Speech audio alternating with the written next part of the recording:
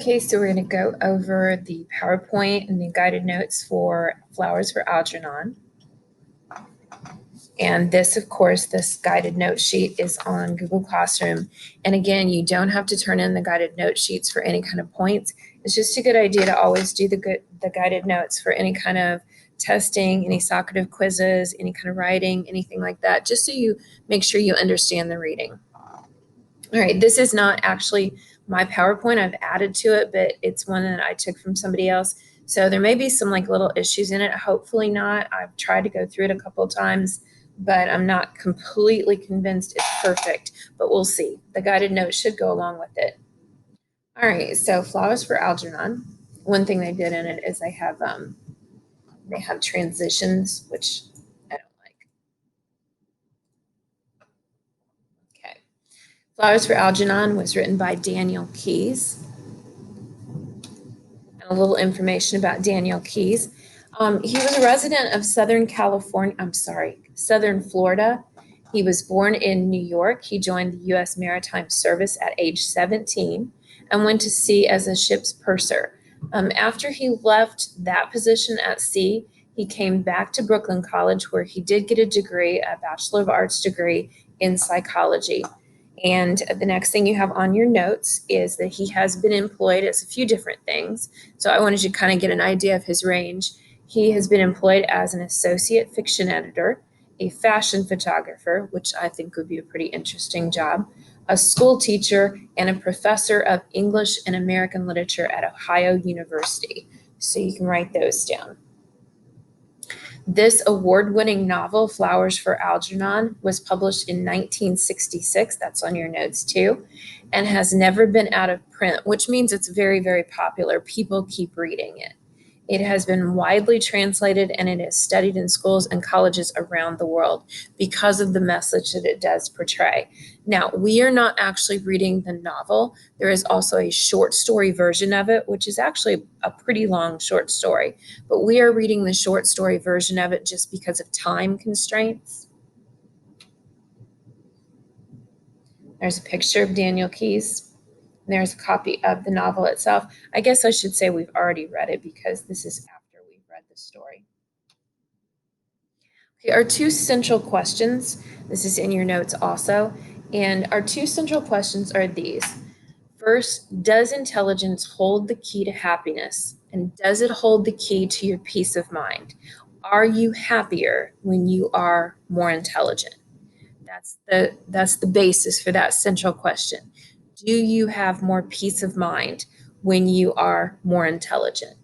And then our second central question is, what would happen if it were possible to like artificially make someone smarter? If we could increase someone's intelligence artificially by some sort of drug or some sort of operation, like in the story, if we made them smarter, what would actually happen to that person? How would that play out? A literary term that I want you to know is epigraph.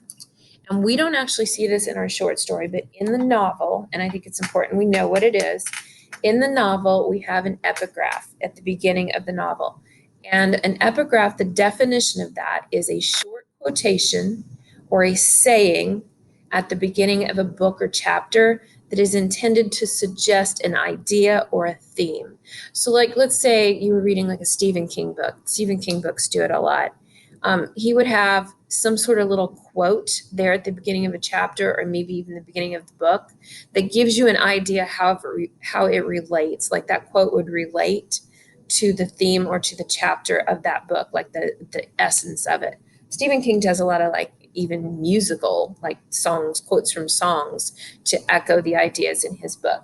And this particular epitaph is here. I won't read it to you. You can read it later, but it's suggested from Plato. Like, what makes you happier? Being in the dark, and the dark is kind of a metaphor for not being very smart, or being in the light, and the light is kind of a metaphor for being smart or being enlightened. Which makes you happier, and which is better, going from the dark into the light or going from the light back into the dark? Being not very smart and going into intellect, being intellectual and then not being very smart. And those are things that play out in this story, of course, with Charlie and his operation, where he's not bright at the beginning, but then with the operation, he becomes very intellectual. And again, that epitaph or epigraph, I'm sorry, Four Flowers for Algernon was written by Plato. And Plato, you see that right here. And that was in the Republic. That was a book. This is Plato up here, ancient Greek philosopher. All right, some major and minor characters in this story, and you're going to recognize these because you've already read the story. First have Charlie Gordon, who is our first main character. And Charlie Gordon is, he is the main character. He is a 37-year-old man who we know right off is not very smart. He has some learning disabilities and he wants to be smart. And he is the person that is narrating this book for us. He is writing this book and we are reading it through his point of view. We have Miss Kinnian, and Miss Kinnian is Charlie's teacher because he's going to school and trying to be smarter. This is his teacher, and she has suggested him for this study. And later on, Miss Kinnian kind of becomes a person of romantic interest to Charlie after he gets smarter. We have Mrs. Flynn, and Mrs. Flynn as a character is Charlie's landlady, and she's like, there are times when she's really, really sympathetic to Charlie, and then there are other times where she's like, you got to get out of here and get a job, kid. Dr. Niemer and Dr. Strauss are Charlie's two main doctors, scientists that are performing this operation and trying to research this idea of what happens when you try to artificially increase someone's intelligence. Charlie is the subject of their experiment. Now, we know Dr. Niemer is kind of the meaner, grouchier one, and we know that Dr. Strauss is the more sympathetic one. We kind of also know that Dr. Niemer, his wife, is kind of nagging him, and that his goal here is to publish this research and get some attention from it, where Dr. Strauss is maybe a little more pure-minded and wants to really help. We have Joe Carp and Frank Riley. They're minor characters, but they're really important characters because they emphasize the idea of this book. Joe Carp and Frank Riley work with Charlie at this factory that he works at, and he believes from the very beginning that they are his friends. They are like his best friends, and they take him out because they like him and they laugh together and they have a good time together. Now, throughout the reading, we realize that that's really not their motivation from the very beginning. We realize that they are kind of laughing at him, not with him. Fanny Gurdon. Fanny Gurdon's a minor character, but still a little bit important because when Charlie becomes really intelligent, all the people at the factory where he works wants him to quit, wants him to be fired, they don't want him there anymore. They don't want him at the factory anymore because he makes them very, very uncomfortable. Now, Fanny Gurdon is the only one that does not sign the petition of 840 names to get Charlie fired because she knows somehow, she's not really sure what's going on. She thinks this is a really weird thing that he's gone from very not smart to very intellectual, and she thinks it's unnatural, and she even suggests it might be evil, kind of alluding to the Bible and Adam and Eve, but she doesn't think it's right for him to be fired. Mr. Donegan, I don't believe he's in your notes, so you don't really need to write him down, but just so you know, Mr. Donegan is his boss. He is the guy at the factory that does ask Charlie to go, and he's a pretty sympathetic character because he does hire him back later. Now, I'm not sure if it's on there. Yes, it is on there. Bert is your last one, so the only one's left out of the notes is Mr. Donegan. Bert is the one at the actual hospital that administers the IQ test. So Bert is not a scientist, but he's a medical worker, and he does tell Charlie some things, his point of view on the IQ test. Okay, now at the very beginning of the story, we are introduced to this Rorschach test. And this Rorschach test is something that Charlie talks about, and it is used to analyze a person's personality based on these ink blot designs. And you've already done a flip grid where you saw some of these Rorschach ink blot designs. So let's take a look at a few. This was developed by this guy, Herman Rorschach, created it in 1921, and it's been used primarily ever since to varying degrees. And there's a picture of him.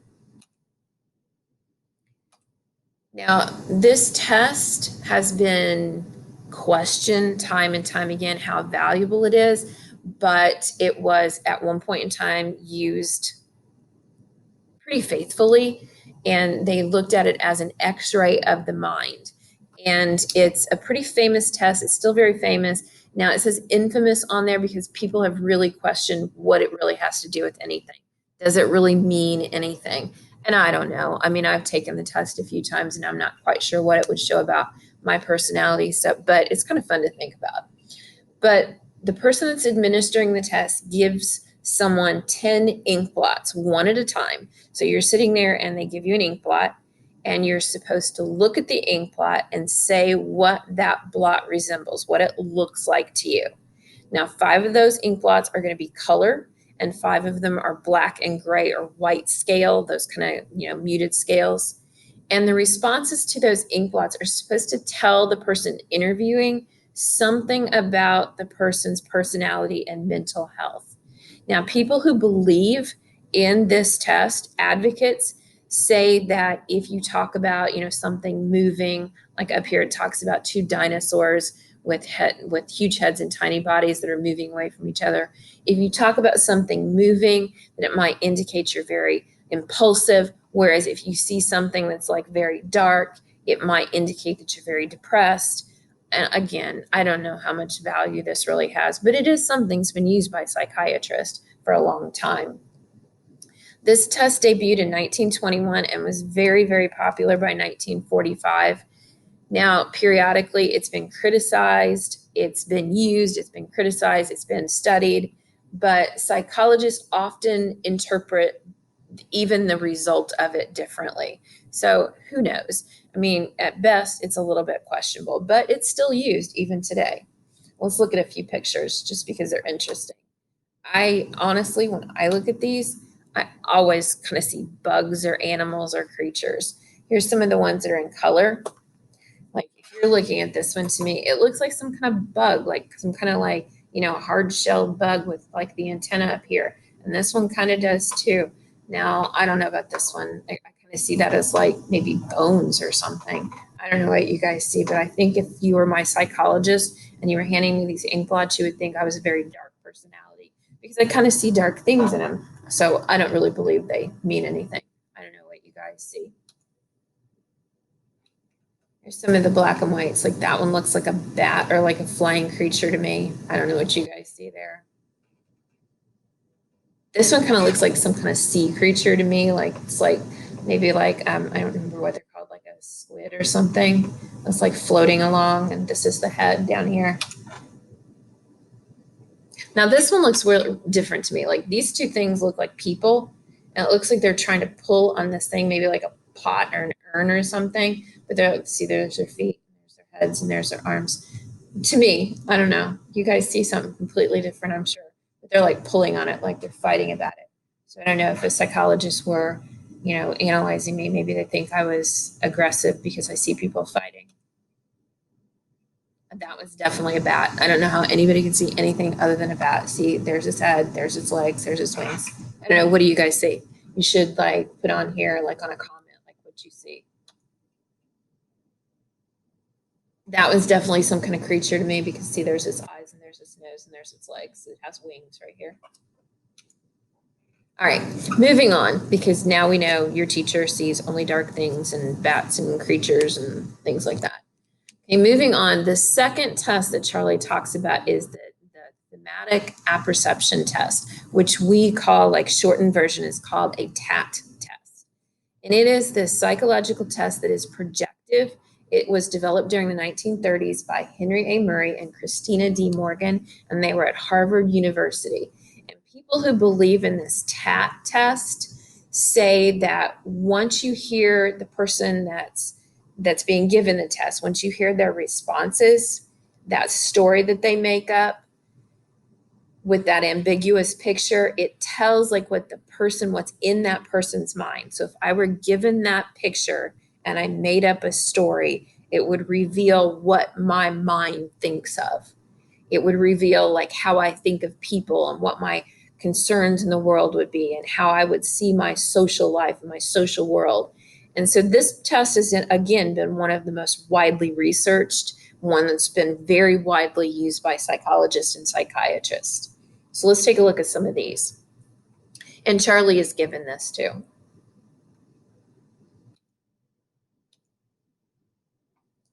Oh, I'm sorry. The 4 questions that you have to do once you're given the picture, you have to like tell these 4 things. The doctor or the person giving the test asks you to answer these questions.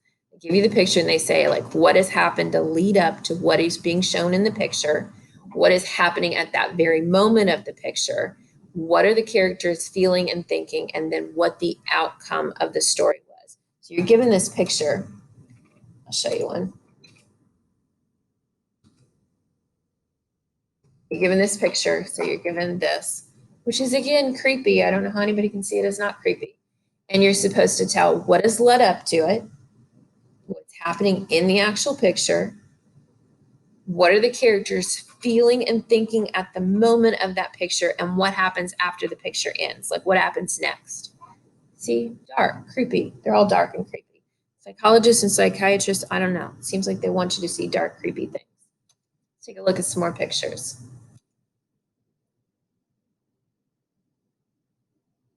Yeah, guys, I'm really dark when I look at these because all I see is like bad stuff. Like it looks like this woman to me, like they've had some kind of big fight and she comes in and she finds him like dead on the bed and she's crying. So she's feeling really sad that they fought or something. And what happens next is she closes the door and feels sad for the rest of her life. That would be my story with that picture. You guys tell me what you would think if you want to like come on and comment.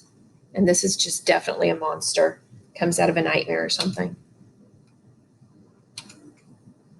Now, the next test, which we don't really reference in this story, is the verbal Rorschach test. There's Algernon down here eating his cheese. And when you're given this test, they also give you like a suggested quote. They ask you a question, or they, I guess, give a statement, and you're only supposed to answer with yes or no. So if you're filling out the notes, this verbal test requires a yes, no answer to these very strange statements. I don't think I'd be a very good subject of any of these tests. Okay, so a suggested quote that they would give you is I salivate, which is your mouth watering, at the sight of mittens. I don't know. Like, I don't know if you guys see this as crazy as I do, but I don't know why anybody's mouth would water at the sight of mittens. So I would answer that one no. Here's another one. My father was a good woman. Well, my father wasn't a woman, but he was good. So maybe I would answer that one yes. I often lie to make myself obnoxious. I don't think I lie very much, so I would answer no to that one, but that's a weird question. I prefer spiders to lima beans. I don't like either one, but I guess if I had to answer that as yes, no, I don't want to eat either one of them. If I had to, I don't know. No, I think I prefer spiders. I don't like lima beans. They're just disgusting. Chiclets make me sweat. Chiclets are this old time gum. I don't even know if you guys even know what chiclets are anymore. No, they don't make me sweat at all. I just, I eat them or chew them. Boredom excites me. No. How about you guys? Weeping brings tears to my eyes. Well, yeah, when I cry, I do weep and yeah. So what do you guys think? Are any of these like questions? Does that sound normal to you? Okay, another picture of White Mouse representing Algernon. Okay, so let's look at the movie versions of this. First of all, we have 2 movie versions I want you to know about. The first one was done in 1968, and instead of calling it Flowers for Algernon, they called it Charlie, and it's misspelled to suggest that, he's not very bright. And this movie starred Cliff Robertson, and he won an Oscar for his performance of Charlie. Now, the second one, which I've given you on this slideshow to watch for like kind of an enrichment, which I'd suggest you watch. It's kind of a cool movie. But this isn't a 2000 film. It's a little more modern, although it's 20 years old. And it was an American-Canadian television film. It was written by this John Peel and directed by Jeff Bleckner. And the star of that show was Matthew Modine, and he was a pretty popular actor at that point in time. I don't know what he's done lately, but that's the more recent one that I've given you a copy of. So let's go through the timeline just briefly. And again, you've read the story and you've heard the audio version of that, but just giving you some information here. So first of all, I want you to know about the story is the story is written through a first person perspective. The point of view is first person because we hear it and we see it through Charlie's eyes. What Charlie feels and Charlie sees, that's what we see. The format of the text is written through this series of dated entries, which he calls progress reports. And we understand that in this story, Charlie is telling us that the doctors have asked him to write these progress reports. And reading these progress reports as we go through, we understand that the scientists want to see through Charlie's own writing how much he progresses. And we see that also as the reader. Okay, so let's go through just briefly some of the things that happen. All of the dates aren't in here. Several are, and I'm just going to go through really briefly and explain these to you in case you didn't understand some things and kind of hit the highlights. Okay, so March 5th, that's our progress report number 1, and we get our basic information there. Through the writing, we understand that Charlie is really, really struggling with his spelling and his grammar. We know he's not necessarily bright. We know his name. He tells us that in that first progress report, Charlie Gordon. We know he's 37, and we know that he's writing this because the doctor says he should. Okay, in March 6th, progress report 2, again, still spelled wrong. We are introduced to the ink blot test that Charlie takes. And he's worried, and we know that because he says that in there, that all he sees are ink blots and he does not see any kind of picture. So when they hand him that ink blot and they tell him, just say what you see in the picture, we understand that the doctors want him to like kind of interpret that ink blot as maybe something, but Charlie is not even bright enough to see anything. He just sees ink. So he's really worried, and he tells us it's called a Rorschach test, which is just his interpretive spelling of it. And he just sees ink and not a picture, so he worries that he failed. March 7th, we see a little of his reaction again to that ink blot test and his worry about not seeing anything. He also reacts in this progress report about the TAT test. He looks at the pictures, but he doesn't have any idea about a story. He doesn't have any kind of creative imagination to make up any kind of story there. He just sees it as there's a picture, and he doesn't know who these people are, what's going on in their life. And if he made something up, it would be making up lies. We also know that he's introduced to Algernon, the white mouse, and he realizes that he has to compete intellectually against a mouse, against this mouse. And he calls it amazed, which he really means maze, because the mouse itself is going through like this wooden maze and trying to find its way to where the food is. And Charlie is doing that with like a pencil and paper. They're both trying to find the way through this identical maze. And of course, Algernon wins. Progress report for March 8th. Charlie is very excited at this point because he knows they're going to use him for the experiment. He knows that he's going to try to get smarter through that operation. We are coming to understand that Charlie is very, very behind in with other people as far as his intellect, as far as his abilities to think and reason, but that he wants to be smart. He wants to be, like other people. We also come to understand that he's a candidate for this experimental operation that is supposed to improve that with him. March 15th, we see Charlie have his operation. On March 23rd, we see Charlie go back to his job at the factory. He is a janitor with Donegan's Plastic Box Company. So we get a little background of what Charlie's been doing. March 25th is really important as far as the story is concerned.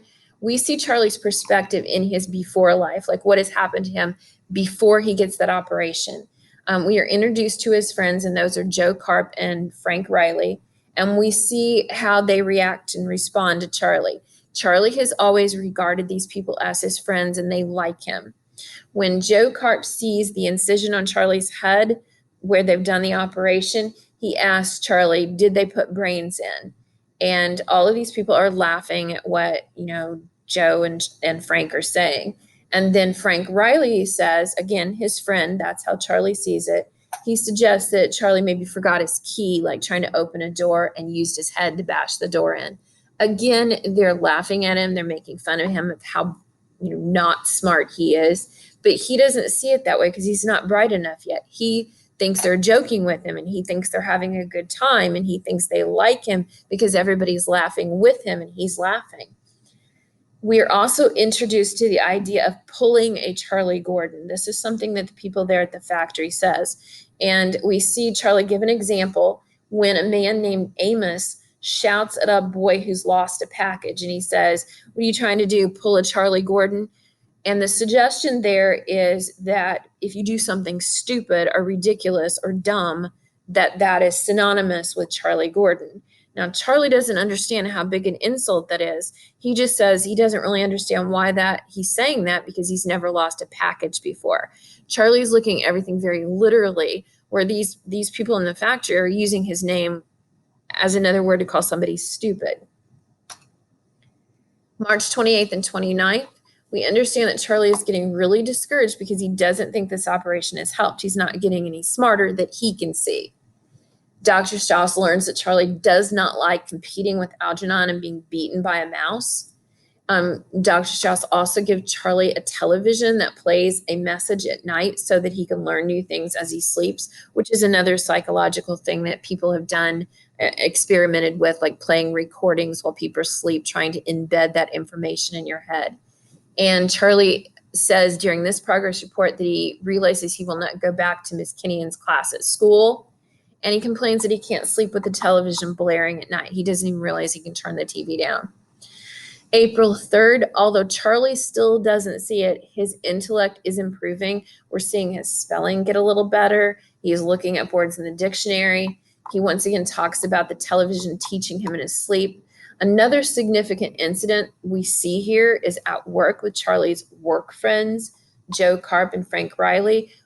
He goes out with them. They go out to Muggsy's saloon. So we see that incident happen. They all go out after work and they get him drunk. Now, Charlie doesn't understand exactly what's happening, but Joe is like saying to Charlie, go on, Charlie, show the girls how you mop out your toilets at work. And everybody's laughing at him because Charlie thinks he's really just showing them how to mop out a toilet. He doesn't understand how laughable that job is or how demeaning that job is. He just takes pride in good work. So he doesn't get why everybody's standing around laughing. He just thinks everybody's watching him and laughing and they're all having a good time. Charlie says he can't wait to be smart like his friends Joe and Frank because they're his best friends.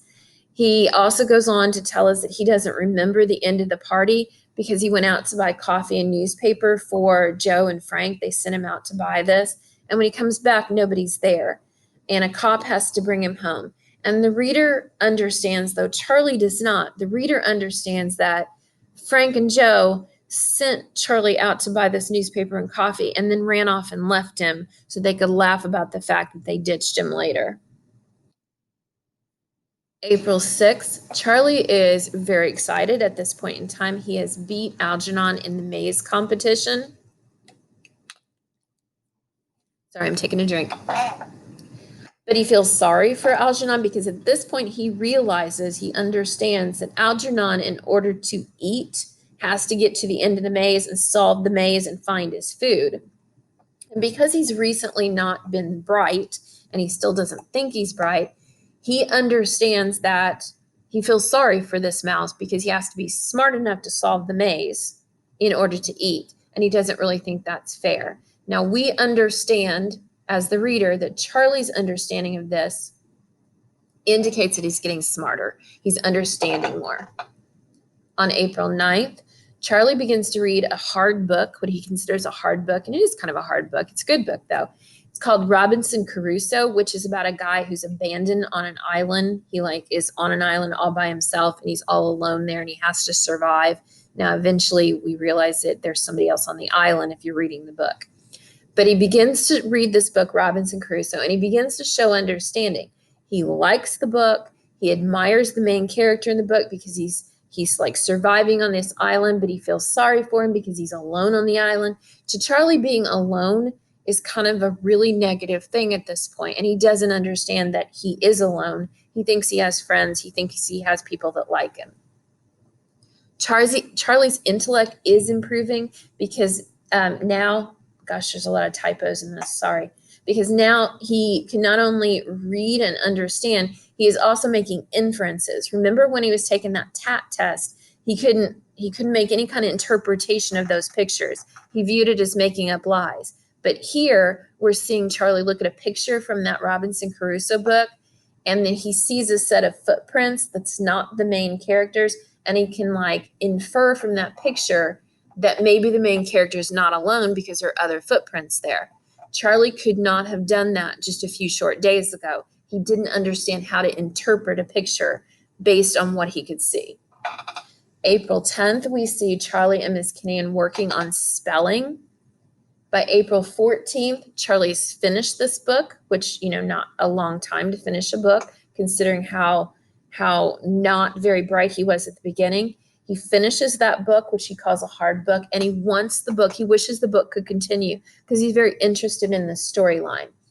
And if you've ever read a book and really hate it for it to end, you understand that that's like a personal relationship based on your reading. April 16th, 17th, and 18th, Miss Kinnean is introducing the concept of punctuation and grammar.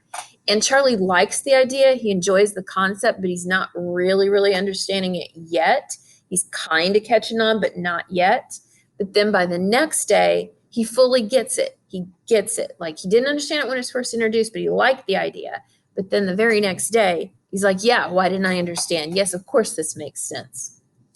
April 20th is another really significant entry because it shows that Charlie is understanding or beginning to understand and interpret what people are doing and how they're treating him.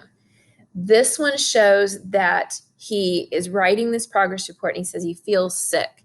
Now, again, this is a metaphorical sick. It's not a literal sick. So he's starting to understand that emotionally he has a different response than physically.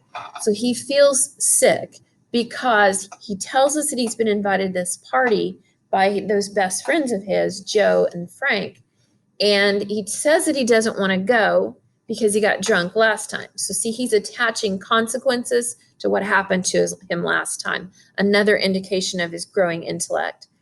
He shows that he understands that if he goes to a party and he drinks, he might feel bad later. It might, something might happen and he doesn't want that to happen. So attaching these consequences to his action, another indication he's getting smarter. So he goes to the party and he tells his friends he doesn't want to drink, but he takes a drink, a Coca-Cola from his friend Joe. And he says that it tastes funny. And we understand as the reader that his friend, Frank, has put something, Joe has put something in that drink. He spiked his drink. But Charlie doesn't quite understand that yet. He's not quite to the point where he's starting to question other people's motives. He's not learned yet to be suspicious of people he thinks are his friends. So he says he has fun for a while, probably because he's under the influence of this alcohol. And of course, it makes him feel good for a little bit. But then Joe goes on to get him to dance with Ellen, one of these other girls that they know there at the bar. And Charlie starts to dance with her, and he doesn't understand people are laughing at him because he's starting to feel the effects of the alcohol. And he feels off balance. He feels like he's stumbling, and people are laughing at him. He also notes that when he's falling down and he doesn't understand why he's falling down, he also understands that while he feels imbalanced himself, people are sticking out their feet and trying to trip him. which we as an intellectual person, we would be offended by that. We would get angry about that. People trying deliberately to trip us and laugh at us. But Charlie's still, he's picking it up slowly. He's not quite getting it, but he's beginning to understand that they're doing this to him on purpose. And when Charlie starts to like pick up on that with seeing his friend Joe's face and understanding that they're laughing at him and not having a good time with him, and they're trying to make him look foolish. He also hears Frank say, I ain't laughed so much since we sent him off for the newspaper and ditched him. He's like attaching that. He's understanding that, hey, last time they sent me out on purpose and they literally left me there. They ditched me on purpose. And he's seeing everybody laughing, and he's realizing, he's coming to realize people are laughing at him. And that's a really painful realization for Charlie. He really understands that they're not laughing because they're having a good time and liking him. They're laughing at him. He's the butt of all these jokes. And if you've ever been laughed at in a group, it's a really, really painful situation. And it makes you feel very angry. It makes you feel very sick inside. It makes you feel very defensive. And he realizes now what that phrase, pulling a Charlie Gordon, means. It means that his name and doing something stupid is how they look at him, how they view him, that he's stupid and ridiculous and dumb. And he understands that that's what his name means at this time. For the first time, Charlie is understanding. He feels exposed. He feels angry. He feels embarrassed. He feels vulnerable. He feels ashamed of himself. April 21st, Charlie does not go to work. He has his landlady, Mrs. Flynn, calls in for him because he knows now that these people he worked with and he thought that liked him, they're just laughing at him. That they're laughing at him because he's dumb, and he can't handle that at this point. He says he's glad he has figured it out. He goes on to say he's getting smarter by the day. He's reading a lot, and he even tells us that he can close his eyes and see the page of a book he's read, which tells us he has this photographic memory thing happen. He begins to see that Dr. Nemus and Dr. Strauss at the very beginning of the story, those scientists, that they're arguing, and he sees them as human figures rather than just these brilliant geniuses. April 22nd, Charlie takes that ink blot test again, and he's a little bit angry at the man who gives him the test because he thinks it's a trick. Now that he knows people laugh at him because he's stupid, he assumes that's what that was too. So when the man gives him the ink blots and gives him the directions, he's kind of angry. He's like, why didn't you tell me that before? Were you just laughing at me? And his improved intellect allows him to see now and interpret the directions and actually see something in those ink blots, whereas his former self he didn't understand that at all, could not comprehend that idea. He now starts to see things. He can interpret shapes in those ink blots. April 25th, we see Charlie go back to work at the factory. And when he goes back a lot smarter. And he's able to see how he could improve the production line by rearranging some machinery. And he does that and saves the boss like thousands of dollars. And the boss gives him a $25 bonus. Now, Charlie is willing to kind of let bygones be bygones, and he invites his best friends, Joe and Frank, out to dinner to celebrate. And he finds out that they don't want to be around him anymore. They're avoiding him. Everybody seems to be very wary of Charlie, and he's kind of scaring some people because he's so much brighter now, and they don't understand how to handle that because he used to be really dumb and dumber than them, and they could make fun of him, and now all of a sudden he's smarter than them, and like that's kind of, I don't know, intimidating to them. Now, Charlie, even though he understands that they were laughing at him, he kind of still wants to laugh, and he kind of still wants to have a good time and kid around with people, and not having that anymore, he says, makes the job feel kind of lonely.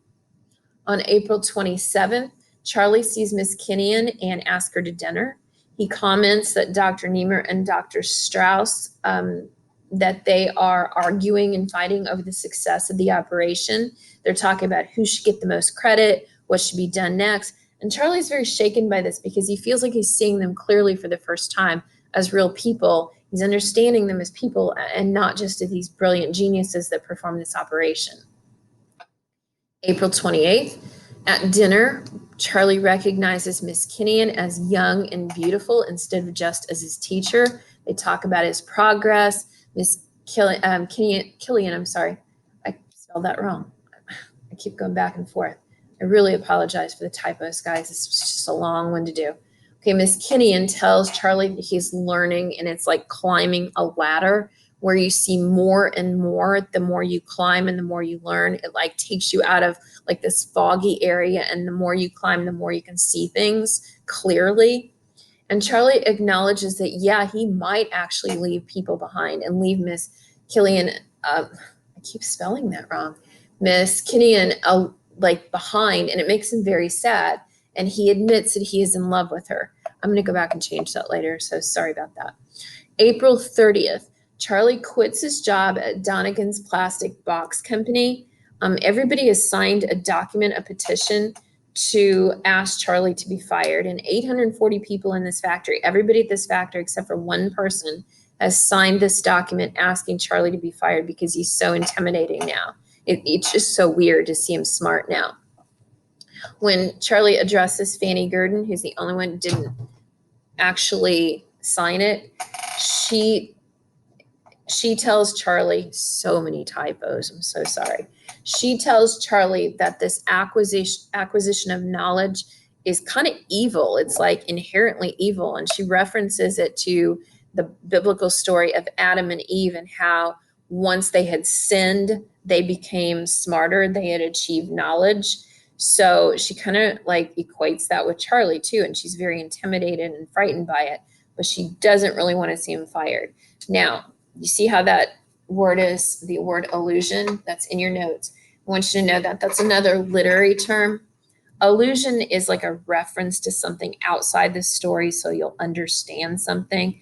She has alluded, she's made an allusion to this biblical story of Adam and Eve. So if you're reading something or watching something and it refers to another text, another poem, another movie, another story, to kind of get the point across, that's called an allusion. Now, on May 15th, Charlie's intellect is still growing.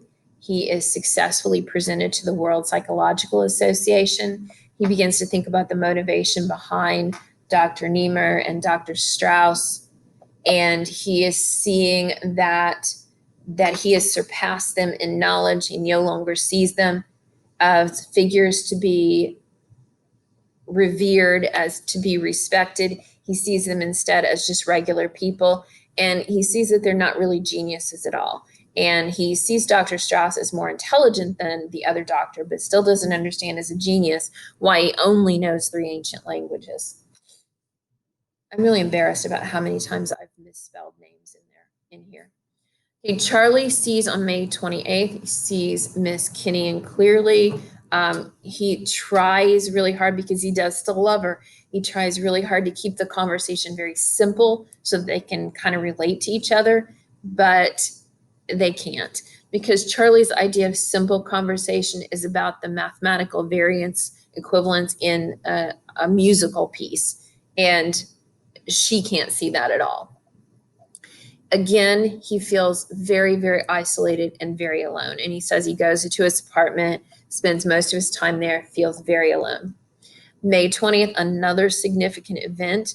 Charlie goes out to eat at a diner, and there is a boy of about 16 working there, and he breaks a stack of dishes.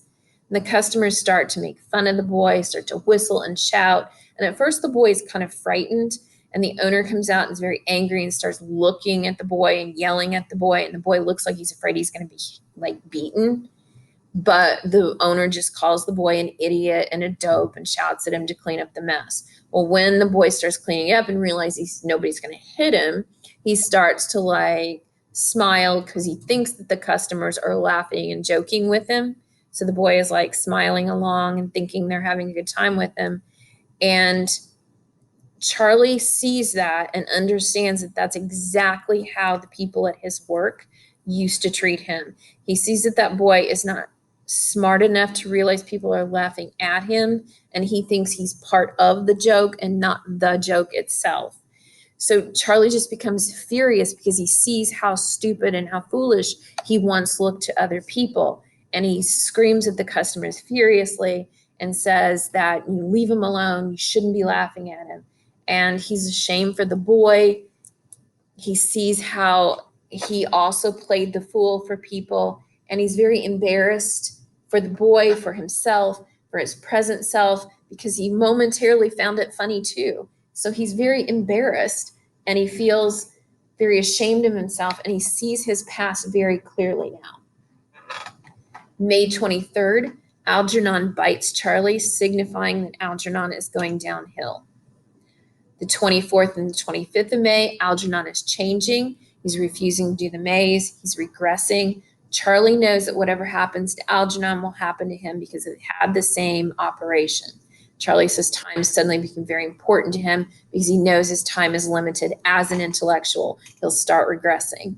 May 29th to June 5th, Charlie starts to do his own research to see if he can't figure something else. He understands that Algernon's regression will be his own regression. Charlie starts to realize that Algernon is starting to lose his memory. He's suffering from amnesia.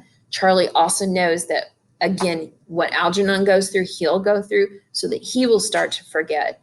So he continues to write everything down because he soon knows he won't be able to do that. June 10th, Charlie starts to report his own deterioration. He's going backwards, he's regressing, and he also tells us that Algernon has died. The novel makes a lot more of this because Algernon and Charlie, and in the movie, if you watch the movie, they become pretty close, and that death is significant to Charlie. But he goes ahead and dissects Algernon's brain, trying to understand what has happened. He also buries Algernon in his backyard. June 15th through 21st, Charlie's memories are fading. He's become very irritable. He's very confused. He tries to fight those changes and tries to remember, but he can't. He just can't stop the regression of his own brain. June 22nd to the 30th, he can't even understand what he's written anymore. He trips over things and he's clumsy. He can't read any other language, where he used to read ancient languages. He doesn't have the motor skills to use a typewriter and doesn't understand it. And he refuses to see anybody because he's ashamed of his own regression. July 7th, time is slipping away from Charlie. He is once again making spelling errors and grammar mistakes in his writing, which I guess I am too, so maybe I'm regressing. We do see a memory that Charlie has. He recalls a memory of his father who drank too much and didn't keep his promises, and he thought his father died, but looking back, he's not sure if his father abandoned them or not. And he remembers that once when he asked his mother if his father died or if he left, that his mother slapped him. And so he's having these kind of poor memories of his family life. July 10th through the 22nd, we still see the regression. Charlie tells the reader that his landlady is very worried about him, and that the landlady thinks that Charlie is crazy for putting flowers on Algernon's grave. Charlie starts to get sick. He starts to have headaches. The landlady calls a doctor, and Charlie remembers a little bit, enough to tell the doctor he used to be a genius. And the doctor laughs at him and kind of shares like a look, like a kind of like, oh yeah, right look with the landlady. And when Charlie sees that look, he has enough memory to realize that that doctor is laughing at him, making fun of him, seeing him as a butt of a joke. And he gets furious with him and he chases him out. July 24th, he thinks about going back to work at Donegan's Plastic Box Company because he really doesn't want to, because he doesn't want people to laugh at him, but he doesn't know what else to do. He's not smart enough anymore, so he doesn't know what else to do. July 25th, he makes that decision because Miss Kinnean comes in to see him. He refuses to see her. He feels that she'll feel sorry for him or she'll laugh at him, but she feels really, really bad because they had kind of a relationship there for a while, and she pays his back rent. When she pays his back rent, he realizes he can't have somebody feeling sorry for him, so he has to go back to his old job for the money. Charlie goes back to the factory on July 27th, asks for his old job back. He's rehired, and his boss seems a little bit sympathetic, suspicious at first, but sympathetic. And Charlie worries that they'll make fun of him or laugh at him, but tries to tell himself, hey, we were once friends. So he's kind of forgotten about the fact that they really weren't friends. But something kind of weird happens when a new guy comes onto to the floor and is introduced to Charlie. He makes fun of Charlie. He starts laughing at Charlie. But Joe Carp and Frank Riley unexpectedly defend Charlie, maybe feeling a little bad for the way that they treated Charlie. And they say, hey, Charlie, they threaten the other guy and they come to Charlie and they're like, hey, Charlie, we've got your back. So Charlie says it's good to have friends. And maybe, in fact, there is some sort of friendship there after all has gone on. July 28th, this is Charlie's final progress report. Charlie regrets to the point where he doesn't even see the life that he had as during the operation. He regresses all the way back to his former life, and he goes back and sits down in Miss Kinnian's classroom just like he used to do before the operation. And he's almost that same person he was at the very, very beginning of the story. But when she comes in and starts to cry and run out of the room, Charlie realizes that something's very, very wrong, and he starts to understand. He gets a little bit of that memory, a little glimmer there, and he knows that he's done something wrong, and he remembers that operation. And he tells the reader that he's pulled a real Charlie Gordon. Again, he's gone from thinking, how offended he was that people are using his name and synonymous with something stupid, and he uses the phrase himself, and he leaves. He decides he doesn't want anybody to feel sorry for him, and he's going to leave town. He doesn't want anybody to compare him to, the person he was before the operation and then the operation and now. So he's going to leave town so nobody knows him. Nobody knows what happened. He takes his books with him and says he's going to try to keep getting smarter, that he's going to keep working on it. He tells us he's grateful for the operation, that he saw things that he couldn't comprehend before. He wishes he had the chance to talk to Miss Kinnian and Dr. Strauss and tell them goodbye, but he just doesn't want to risk it. He also leaves a note telling Dr. Niemer not to be a grouch when people laugh at him, and he tells us, the reader, that it's easy to make friends if you let people laugh at you. And that's a really, really sad statement, because he's regressed to the point where he understands that, if people can laugh at you and make fun of you and you're the joke in the relationship, the people will keep you around and you won't be lonely. And then finally, for the last thing that Charlie says in these progress reports, is he's asking if anyone is reading it, and if they are reading it, this progress report that he leaves behind, will they please put flowers on the grave of Algernon? So we see that relationship and that connection, because he understands that they were really kind of the same. He sees that and he wants to continue that even though he's leaving town. So we circle back to that essential question, which I'm going to go back to that really quick. Essential question we talked about somewhere. I'm going to go back and fix all these grammatical errors that I did on here. These are where the transitions are a pain. So far back.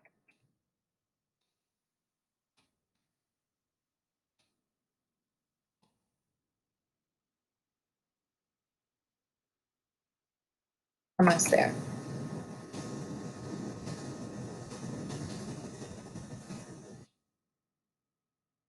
Here we go.